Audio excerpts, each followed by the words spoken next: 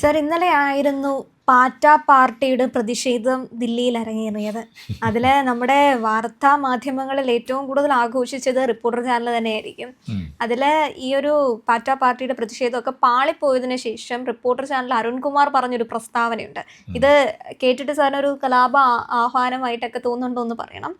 German നാടകകൃത്തിനെ ഉദ്ധരിച്ച് ഡൽഹി കത്തണം, പാറ്റകൾ കത്തിക്കുമെന്ന് ആണ് ആ ഒരു ഇതിൽ പറയുന്നത്. ഇതിൽ ജർമ്മൻകാരൻ പറഞ്ഞ ആഗ്രഹം എന്ന് പറയുന്നത് ഒരു കലാപം അല്ലെങ്കിൽ ഒരു പ്രതിഷേധം ഉണ്ടാകുമ്പോൾ ഒരു വലിയ രീതിയിലൊരു കലാപത്തിലേക്ക് പോകണം, അതെ, അങ്ങനെ കത്തിക്കണം, അല്ലെങ്കിൽ വലിയ കലാപം എന്തെങ്കിലും ഉണ്ടാകണം. ഇതാണ് ഒരു പ്രതിഷേധത്തിന്റെ രീതികൾ എന്ന് പറയുന്നത്. ആര് പ്രതിഷേധത്തിന് പോയാലും ഇതായിരിക്കും മനസ്സിൽ ഉൾക്കൊണ്ടുകൊണ്ടായിരിക്കും പോകുന്നത്. പക്ഷെ അതൊന്നും 16 വർഷമായിട്ട് ഇവിടെ നടന്നില്ല. അങ്ങനെ ഒരു വീഡിയോ ആണ് അരുൺകുമാറിന്റെ ഈ ഇതിൽ സാറും കണ്ടിരുന്നല്ലോ. അത് കേട്ടിട്ട് ഒരു കലാപാഹ്വാനമാണെന്ന് തോന്നുന്നുണ്ടോ? കലാപാഹ്വാനമുണ്ട്, പിന്നെ ഫ്രസ്ട്രേഷനുണ്ട്, നിരാശ, മോഹഭംഗം. അതായത് അരുൺ വിചാരിച്ച അവിടെ ഏതാണ്ട് ലക്ഷക്കണക്കിന് ആളുകളൊക്കെ കൂടി വന്നെന്തോ വലിയ സംഭവം മാറുമെന്ന് വിചാരിച്ചത്. അത് എന്താ പറയുക, ഫ്ലാറ്റായിപ്പോയി, ഒന്നുമില്ല. പിന്നെ ജെൻസികളെന്നും പറഞ്ഞ് കുറേ ആൾക്കാർ, ജെൻസികളും എല്ലാം 50-60 വയസ്സുകാരും ഒക്കെ വന്നു. അതേപോലെ എൻ്റെ കാര്യം അത് മൂക്കുത്തി വീണുപോയി. അപ്പോൾ അതിൻ്റെ നിരാശയുണ്ട്. പക്ഷെ അതേസമയം അയാളുടെ വാക്കുകളിൽ വിഷമുണ്ട്. 16 കൊല്ലം അയാൾ പറഞ്ഞതിൻ്റെ അർത്ഥം എന്താ? 2014 നരേന്ദ്രമോദി വന്നു. അതുവരെ ഈ രാജ്യം എല്ലാ നീതിയുക്തമായി എന്താ പറയുക, പൂക്കാലം സ്വർഗമൊക്കെ ഒരുമിച്ചുണ്ടായിരുന്ന ഒരു കാലമാണെന്ന് തോന്നുന്നു. 47 മുതൽ 2014 വരെ. അതിനിടയ്ക്ക് അദ്ദേഹത്തിന് ചിലപ്പോൾ ഇനിയും വാജ്പേയിയുടെ കാലം ചിലപ്പോൾ മാറ്റി നിർത്തുമായിരിക്കും. അപ്പോൾ 2014 പോലെയാണ് ഇവിടെ അനീതികൾ വരാൻ തുടങ്ങിയത്, കഷ്ടപ്പാട് വരാൻ തുടങ്ങിയത്, നീതിരാഹിത്യം വന്നു. അങ്ങനെയൊക്കെയുള്ള ഇതൊരു വിഷം നിറഞ്ഞൊരു വാക്കാണ്.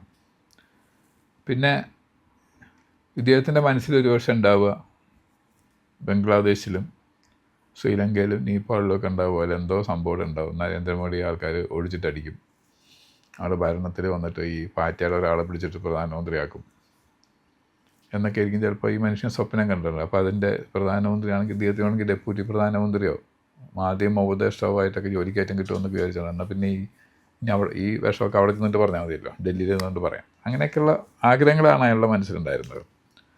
അപ്പോൾ ഈ രാജ്യത്തിനെ കുട്ടിച്ചോറാക്കണമെന്ന് ആഗ്രഹിക്കുന്ന ആളുകൾ മുൻപിൽ വെക്കുന്നത്, അല്ലെങ്കിൽ ഒരു മാധ്യമപ്രവർത്തകൻ്റെ പണിയല്ലാതെ ഈ തരത്തിലുള്ള കാര്യങ്ങൾ പറയുന്നത്.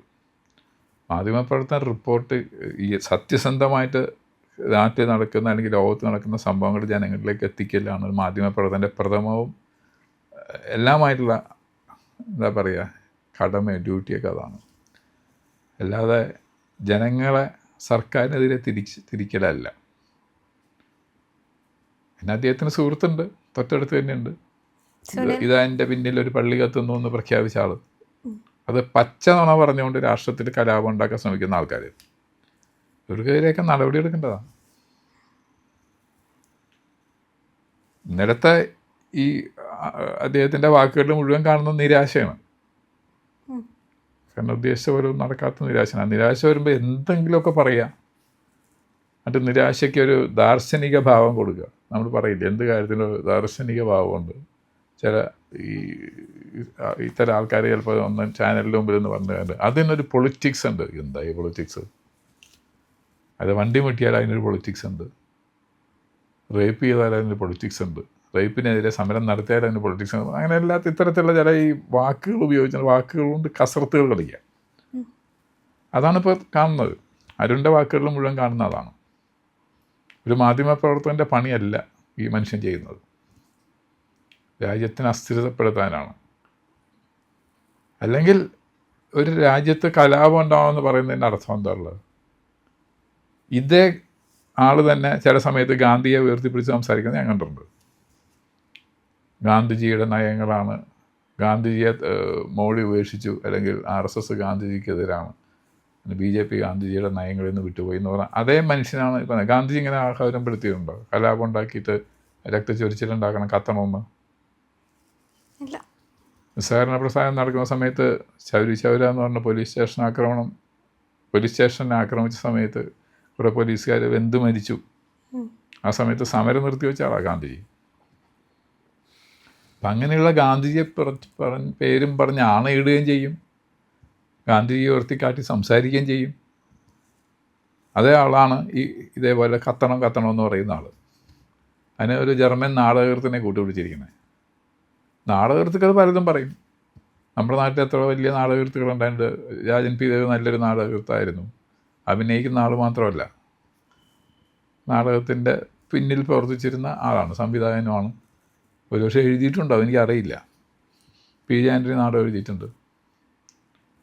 അപ്പോൾ അവരൊക്കെ പലതും പറഞ്ഞിട്ടുണ്ടാവും. പക്ഷെ അതെല്ലാം അക്ഷരം പ്രതി സമൂഹം കേൾക്കണമെന്ന് പറഞ്ഞു കഴിഞ്ഞാൽ ശരിയാവില്ലല്ലോ.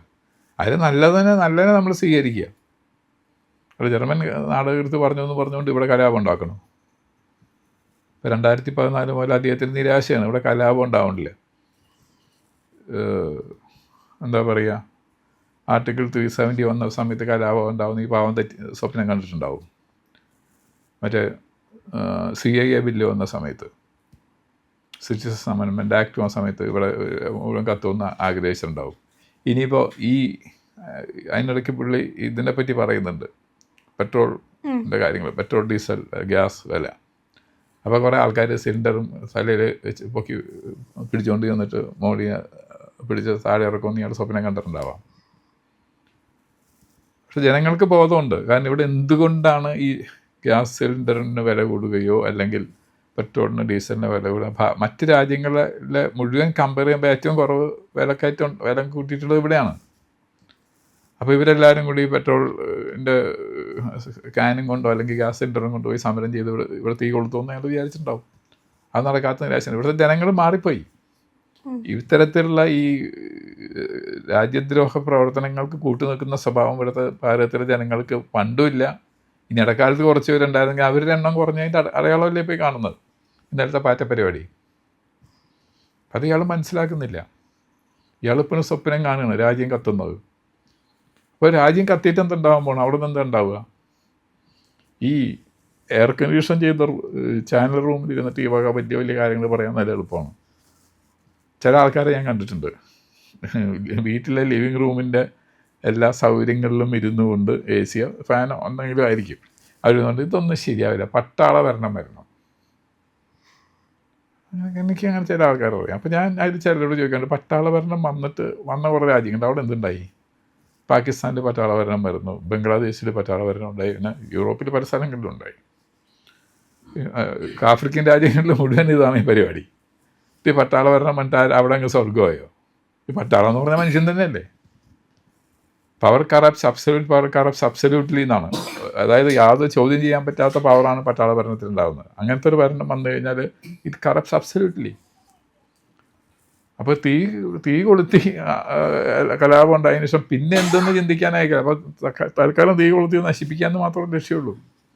അതിനുശേഷം എന്തെന്നുള്ളതിനെ പറ്റിയിട്ട് യാതൊരു ലക്ഷ്യബോധവും ഇല്ല, അതിനെ പറ്റിയിട്ട് ചിന്തയില്ല. ഈ രാജ്യം നശിച്ച് കാണണം. ഇങ്ങനത്തെ ഒരു രാജ്യദ്രോഹി എന്നല്ലാതെ പിന്നെ എന്താ പറയുക? അതിനെ പറ്റി നല്ല വാക്കെന്താ ഉള്ളത്? തീർച്ചയായും സാർ. അപ്പോൾ ഇദ്ദേഹം പറയുന്ന അനുസരിച്ചാണെങ്കിൽ ഇനിയെങ്കിലും ഒരു പ്രതിഷേധം ഉണ്ടാകുമ്പോൾ കത്തുന്ന രീതിയിൽ ഉണ്ടാകണം, കത്തണം. ഇന്ത്യ മുഴുവൻ നിന്ന് കത്തണം. അപ്പോൾ അദ്ദേഹം അതിൻ്റെ നടുക്കുന്ന ഡാൻസ് ചെയ്യായിരിക്കും. അപ്പോൾ അദ്ദേഹം ആഗ്രഹിക്കുന്നതായിരിക്കും രാജ്യം മുഴുവൻ കത്തണം. കത്തുമ്പോൾ അദ്ദേഹത്തിനൊരു സന്തോഷം. നമ്മൾ ചില ആൾക്കാർ പറയില്ലേ, എന്തെങ്കിലും നശിച്ച് കാണുന്നൊരു സന്തോഷമൊന്ന്. ഈ ചില സിനിമയിൽ കുതിരവട്ടമൊക്കെ പറയും, ഒരു സിനിമയുണ്ട്, ആ റോഡ് കുറച്ചുകൂടി ചെന്ന് കഴിഞ്ഞാൽ ആ വീണ്ടും കൂടി അങ്ങനെ വീട് വരുന്നത് കാണുമ്പോൾ നല്ല രസവേനെന്ന് പറയില്ലേ. അതേപോലത്തെ അധമ വിചാരമാണ്. ഹാസ്യമല്ല, അത് അധമ വിചാരമാണ്. പ്രിയപ്പെട്ട പ്രേക്ഷകരെ, ഞങ്ങൾ ഇന്ത്യ ലൈവ് പതിവുപോലെ നമ്മൾ പറയുകയാണ്, മാധ്യമങ്ങളിൽ വരാത്ത, മറ്റു മാധ്യമങ്ങൾ പറയാത്ത വാർത്തകളാണ് നിങ്ങളുടെ മുന്നിലേക്ക് കൊണ്ടുവരുന്നത്. ഇത് പറയാൻ ഞങ്ങൾക്ക് പ്രേരണയും ശക്തിയും നിങ്ങളാണ്. നിങ്ങൾ ഞങ്ങളുടെ കൂടെ ഉണ്ടാവണം. ഞങ്ങളുടെ ചാനൽ സബ്സ്ക്രൈബ് ചെയ്യണം. നമുക്കൊരു ചാനൽ കൂടിയുണ്ട്, C4N, C4N മലയാളം. നമ്മൾ ഈ തെരഞ്ഞെടുപ്പൊക്കെ ആയതുകൊണ്ട് കൂടുതൽ വാർത്തകൾ നമ്മുടെ ഈ പ്ലാറ്റ്ഫോമിൽ തന്നെ കൊടുക്കാൻ കഴിയാത്തതുകൊണ്ടാണ് C4Nൽ പുതിയ വാർത്തകൾ കൊടുക്കുന്നത്. അപ്പോൾ ആ ചാനലും കൂടി ഒന്ന് സബ്സ്ക്രൈബ് ചെയ്യണം. ഇന്ത്യ ലൈവ് ഉറപ്പായിട്ടും ചെയ്യണം. C4N കൂടെ, C4N, C എന്ന് പറഞ്ഞാൽ ക്രെഡിബിൾ, ഫോർ എൻ നേഷൻ, രാജ്യം. നമ്മുടെ രാജ്യത്തിന് വേണ്ടിയാണ്. രാജ്യം വിട്ട് ഒരു കാര്യവും ഇന്ത്യ ലൈവിനില്ല.